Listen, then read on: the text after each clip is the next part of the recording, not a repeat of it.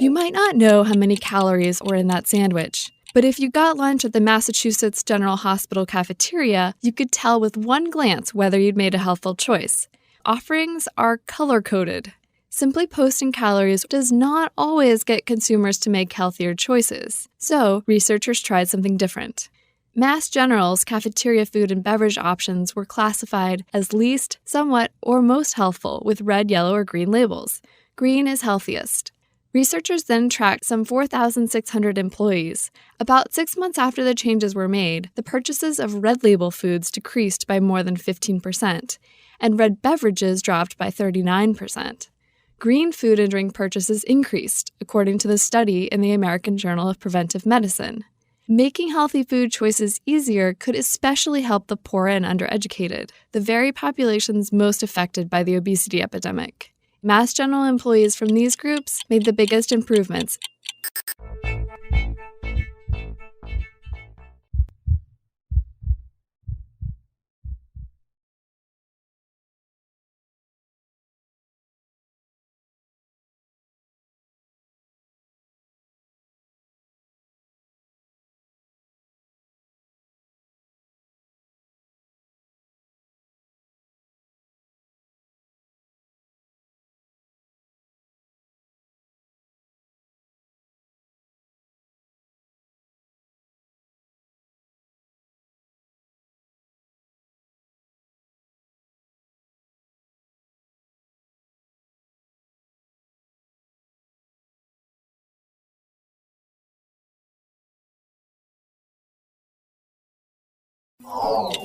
We sign our names to various documents all the time. Some signatures seal a legal contract. Others pledge us to an action. Now a study finds that when and where someone signs a document can influence the likelihood of them being honest or cheating.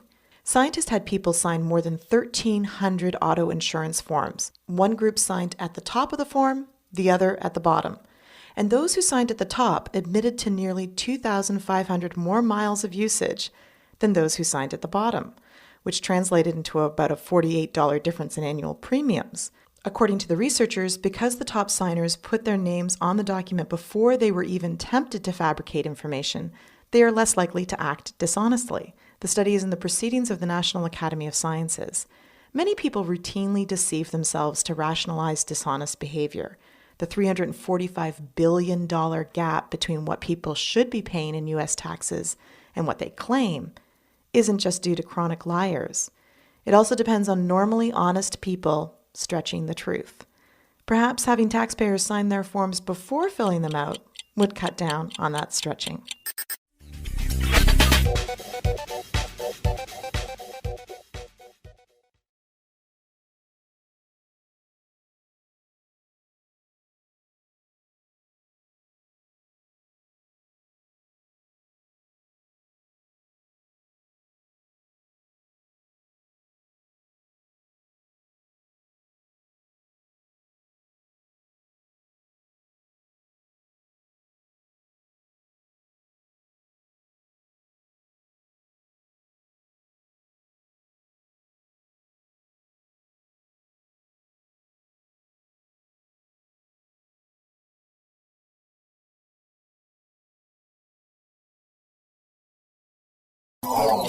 Some people turn their homes into pack rat middens.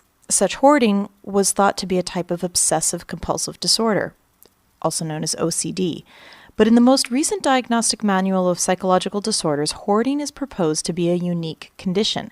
It's now thought to be more about avoiding making decisions about possessions than a general obsession with them. In a recent study, scientists compared the brain activity of hoarders with that of those with OCD, while the subjects were deciding whether to keep or toss their own junk mail and the junk mail of others. Ownership did not affect the brain activity or choices of those with OCD, but the hoarders were different. Their decision-making brain circuit was quiet when contemplating others' mail, but became overactive for decisions about their own mail. Not surprisingly, hoarders kept significantly more of their own mail than the OCD group did. The study is in the Archives of General Psychiatry. Hoarders' self-ratings of indecisiveness correlated with the amount of activity in brain circuits related to exaggerated perception of the risk of a wrong decision.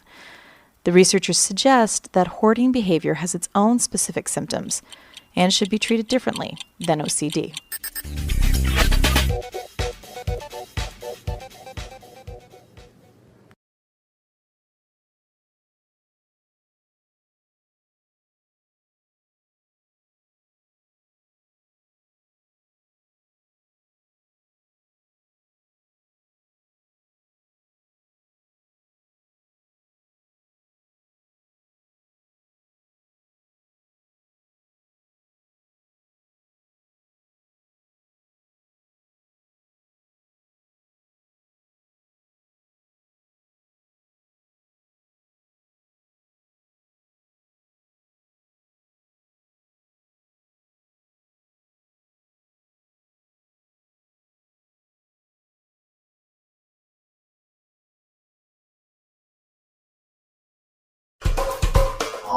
Secret identities aren't just for superheroes anymore. Researchers have found that a protein present in everything from amoebas to people is living a double life. Once it binds to DNA, the protein, called RFAH, rips apart, and then refolds into a different shape to do a different job. RFAH is a transcription protein. Attached to or freed from a stretch of DNA, it determines if a gene is expressed or not. But once the protein has carried out its task, its helical structure unravels. Within seconds, it refolds into a barrel structure, which has a new role, this time in translation, where it helps the cell produce amino acids for new proteins. The study is in the journal Cell. The next step is to find out if the barrel can refold into the helix. After that, researchers want to see if proteins similar to RFAH, which are present in all life on Earth, are capable of comparable molecular contortion, which would mean a lot more bang for our protein buck.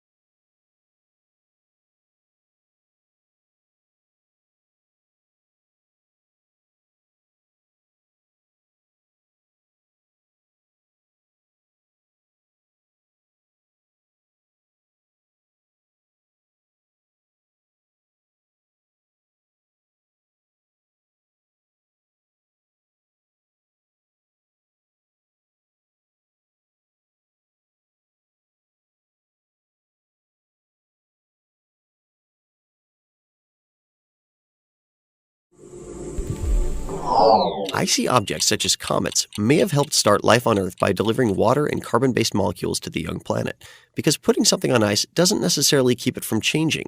A new study finds that even in frigid, deep space environments, simple hydrocarbon molecules can react to become more complex ones.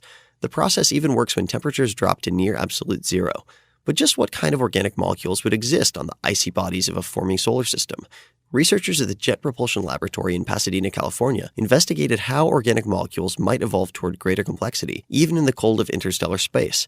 The scientists found that ultraviolet light, which radiates from stars and galaxies, can induce rapid changes in icy hydrocarbon molecules cooled to 5 Kelvin.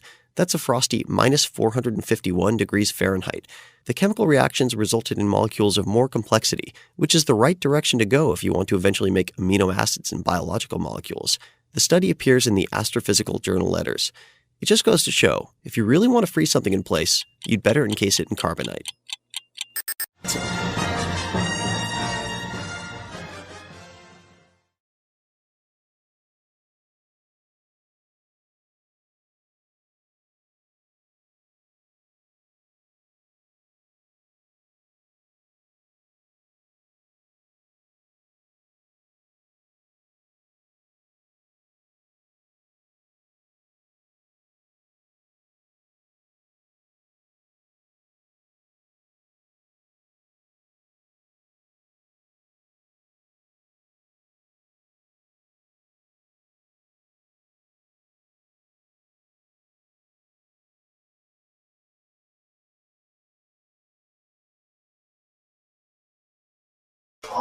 Sweet potatoes contain fiber, vitamin A, and calcium. But the way that scientists think they can make them even more healthful is literally shocking.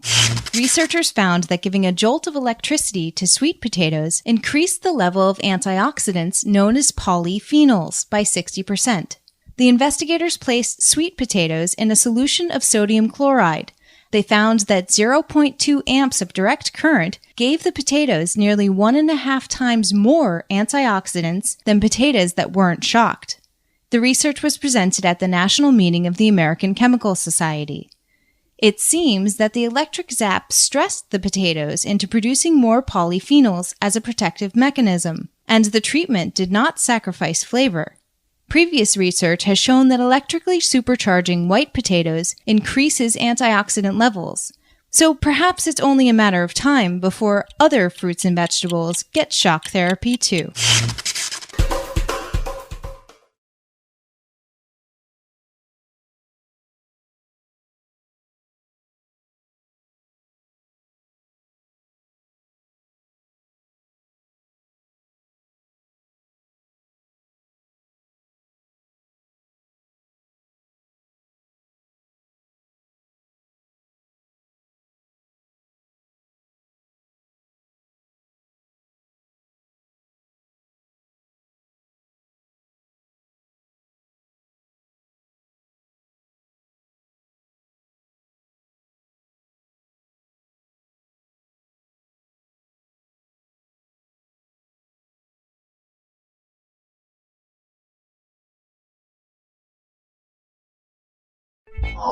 Kids from the ages of 2 to 19 consume about 7 trillion calories in sugar-sweetened beverages per year, according to Steve Gortmacher of the Harvard School of Public Health.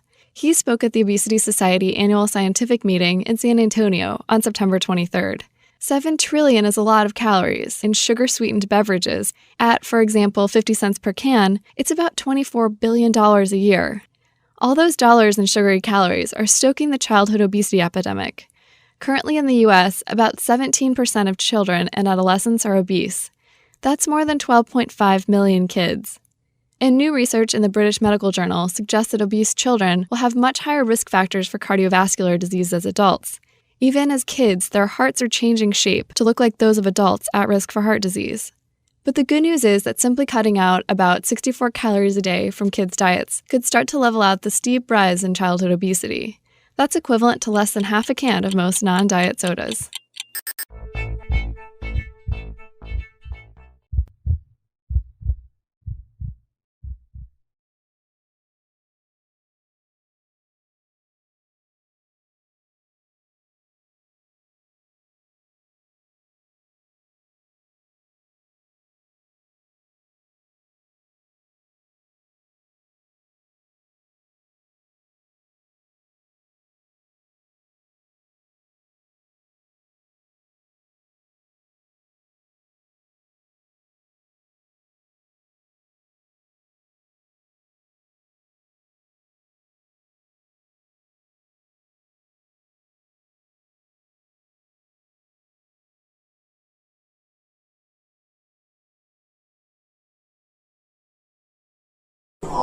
Are we smarter than the dinosaurs? Specifically, are we clever enough to avoid their fate? If we don't want to be blown away by an asteroid, it would help to know what's out there.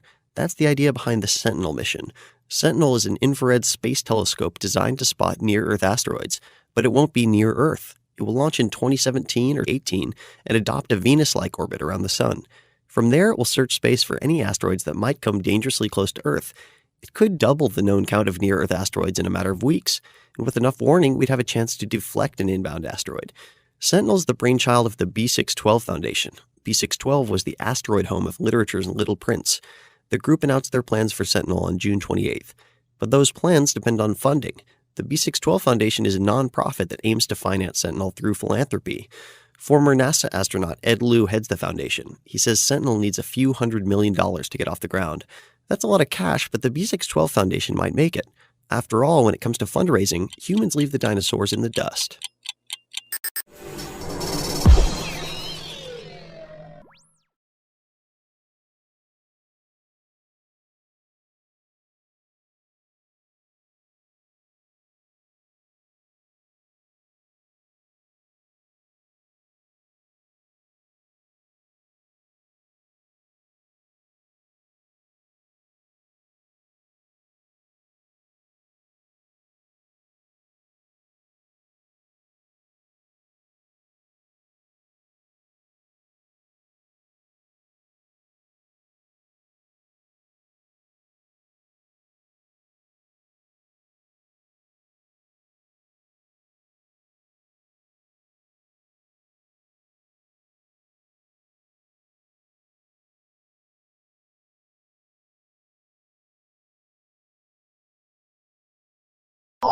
Meetings, calls, kids, dogs, errands, exercise, and all those emails.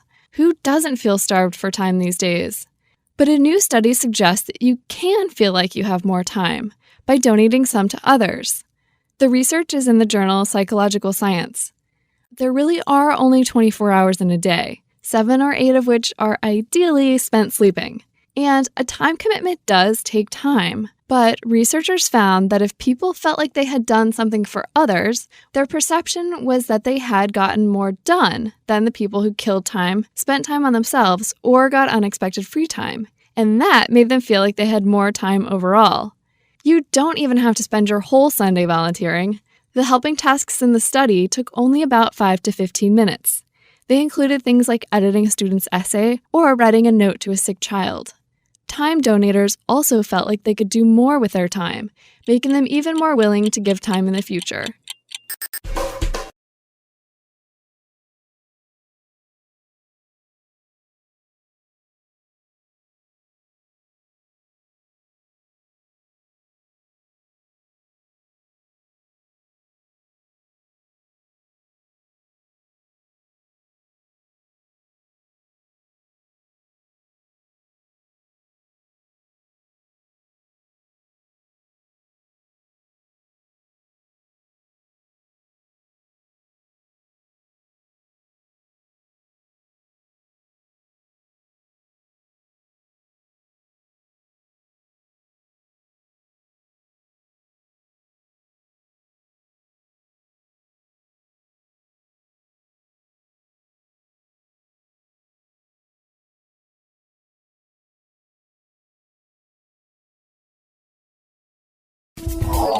Japan's Fukushima Daiichi nuclear power plant suffered 3 meltdowns last year.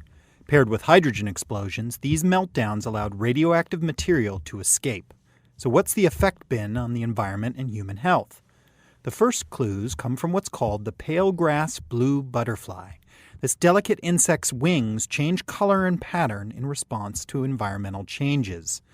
The offspring of female butterflies caught in the Fukushima region 6 months after the meltdowns sported such color pattern changes, as well as deformed legs, antennae, wings, and even eyes. The deformities persisted and got worse in the second generation of offspring as well. The same deformities were found in butterflies collected from the wild, and the researchers induced similar effects by exposing normal butterflies to radiation from cesium particles, like those that escaped Fukushima Daiichi. The research is in the journal Nature Scientific Reports. As for people, more than 3,000 individuals from a town 23 kilometers north of the stricken nuclear power plant also bore detectable levels of radioactive cesium in their bodies. Their total dose of less than 1 millisievert is considered safe, and no radiation sickness was observed. But, says a report in the Journal of the American Medical Association, the men, women, and children exposed need to be watched for the long-term effects of that radiation for the rest of their lives.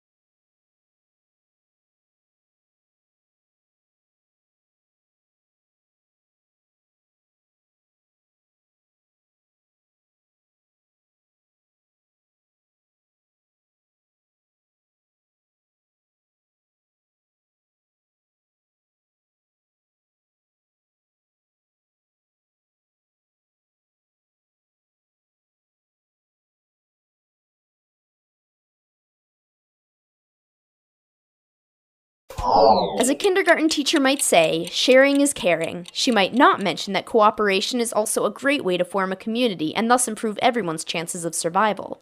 Humans aren't the only ones to apply this strategy. Marine bacteria also form cooperative populations, according to a study in the journal Science. Researchers examined the genomes of bacteria belonging to the Vibrionaceae family. In the lab, they grouped together bacteria with similar genetics that coexist in the same microhabitat.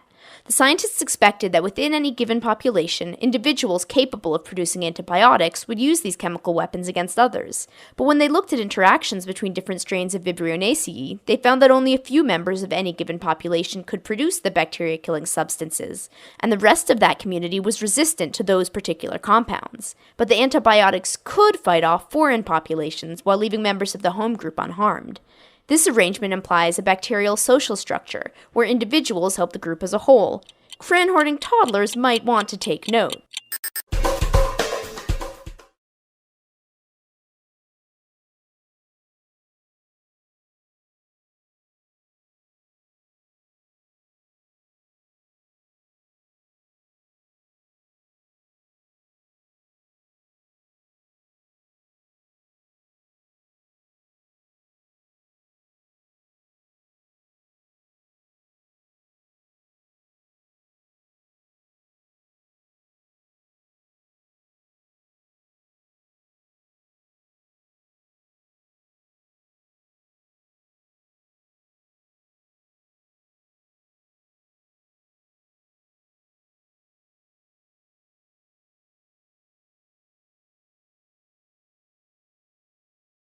With more and more car accidents attributed to distracted driving, it's become clear just how dangerous it can be to fiddle with your cell phone while behind the wheel. Now it seems more and more people are failing to safely use their mobile gadgets while walking. The number of distracted walkers injured seriously enough to be treated at hospital emergency rooms have more than quadrupled in the past 7 years, according to the Associated Press. That's not even counting the untold incidents of stubbing your toe or doing that little trip-run move across the sidewalk. These hospital cases are people who get hit by cars, fall off curbs, or even onto train tracks because they're too busy texting, surfing the web, or in some other way too distracted to watch where they're going. There were about 1,150 such incidents last year. There isn't any hard evidence yet that proves pedestrian gadget distraction increases the chances of pedestrian mishaps. Still, it's hard to argue with the anecdotal evidence available at the nearest street corner. Perhaps you've seen the video of the walker in California who's concentrating so hard on his mobile device that he almost bumps into a bear. Don't be that guy.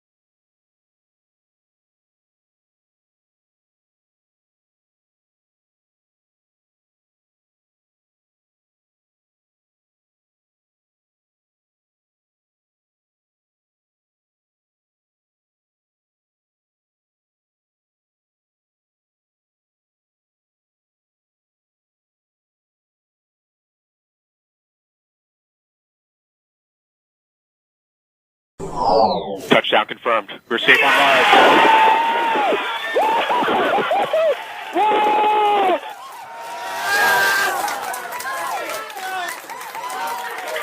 Time to see where our curiosity will take us. The control room at NASA's Jet Propulsion Laboratory, late in the evening of August 5th Pacific Time, when word arrived that the Curiosity rover had landed safely on Mars. The 1-ton rover, which dwarfs all Mars landers that came before it, will now spend a planned 2 years exploring the Martian surface. The mission is expected to cost $2.5 billion. Curiosity's task is to investigate the inside of Gale Crater, where a giant mound of sedimentary deposits may provide evidence of a wetter, possibly habitable Mars billions of years ago. But first it had to survive an elaborate landing sequence, which appears to have gone smoothly. Curiosity landed on time and on target, and soon beamed back grainy photos of its wheels and its shadow. Given the car-like size of the rover and the challenges of landing on Mars, Curiosity's landing goes down as one of the greatest parking jobs in history.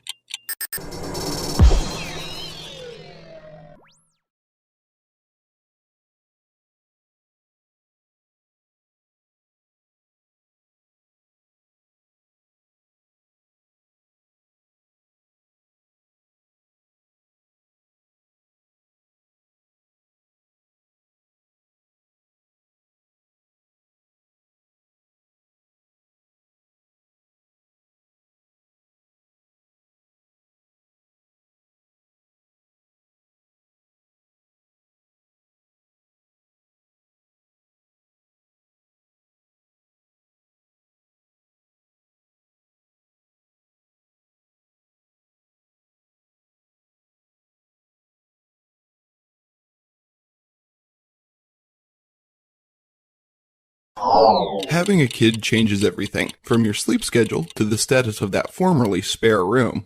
The stable of bacteria that live in a woman's gut is also transformed when their host becomes pregnant. So finds research in the journal Cell. The study looked at women in Finland. The women's microbial makeup changed dramatically between the first and third trimesters. The array of microbes in the gut went from looking normal in the first 3 months of a pregnancy to resembling what's found in patients suffering from metabolic disease in the last 3. But some symptoms of that condition, like weight gain and slower sugar metabolism, can be beneficial to pregnant women, supporting energy storage that helps a fetus develop.